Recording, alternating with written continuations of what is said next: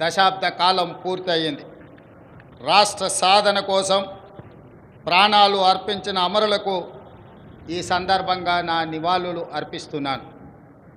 6 దశాబ్దాల మన కలను నిజం చేసిన నాటి ప్రధానమంత్రి శ్రీ మన్మోహన్ సింగ్ గారికి, నాటి యూపీఏ చైర్పర్సన్ శ్రీమతి సోనియా గాంధీ గారులకు తెలంగాణ సమాజం తరఫున ప్రత్యేక కృతజ్ఞతలు తెలుపుతూ 4 కోట్ల తెలంగాణ ప్రజలకు తెలంగాణ ఆవిర్భావ దినోత్సవ శుభాకాంక్షలు.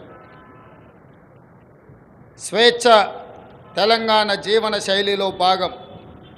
బానిసత్వాన్ని తెలంగాణ భరించదు. ప్రేమను పంచడం, పెత్తనాన్ని ప్రశ్నించడం మన తత్వం. ఆకలినైనా భరిస్తాం కానీ స్వేచ్ఛను హరిస్తే సహించం. దాశరథి చెప్పినట్టు తెలంగాణ అమాయకపు నెరజానే కానీ అన్యాయం జరిగితే తిరగబడే నైజం కూడా మనలో ఉంది. సంక్షేమం ముసుగులో ప్రజాస్వామ్యాన్ని చెరబట్టాలని చూస్తే తెలంగాణ భరించదు. ప్రాంతేతరుడు ద్రోహం చేస్తే పొలిమేరల వరకు తరిమి కొడతాం. ప్రాంతం వాడే ద్రోహం చేస్తే ప్రాణాలతోనే పాతి పెడతాం అన్న కవి కాళోజీ మాటలు అక్షర సత్యాలు. మిత్రులారా, డిసెంబర్ 7, 2023న ప్రారంభమైన ప్రజాపాలనలో స్వేచ్ఛ పునరుద్ధరణకు మొదటి ప్రాధాన్యత ఇచ్చాం. ముళ్ళ కంచెలు, ఇనుప గోడలు తొలగించాం. పాలకులు పాలితుల మధ్య గోడలు బద్దలు కొట్టాం. మున్సిపల్ కౌన్సిలర్ నుండి ముఖ్యమంత్రి వరకు ప్రజలకు అందుబాటులో ఉండే పాలన తెచ్చాం. మేం సేవకులం తప్ప పాలకులం కాదన్న నిజాన్ని నిరూపించాం. ప్రగతి భవన్ను మహాత్మా జ్యోతిరావు పూలే ప్రజాభవన్గా పేరు మార్చి ప్రజలకు అందుబాటులోకి తెచ్చాం. అక్కడ ప్రతి మంగళ శుక్రవారాల్లో ప్రజావాణి కార్యక్రమాన్ని నిర్వహిస్తున్నాం. ప్రజల సమస్యలు నేరుగా విని పరిష్కరిస్తున్నాం.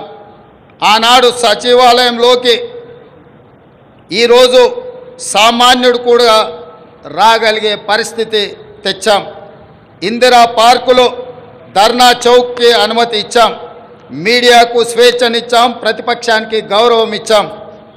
మా నిర్ణయాల్లో లోటుపాట్ల సమీక్షకు అవకాశం ఇస్తున్నాం. తప్పులు జరిగితే సరిదిద్దుకోవడానికి సిద్ధంగా ఉన్నాం. మేమే సర్వజ్ఞానులం అన్న భ్రమలు మాకు లేవు. అందరి సలహాలను సూచనలను స్వీకరించి చర్చించి ముందుకు వెళుతున్నాం.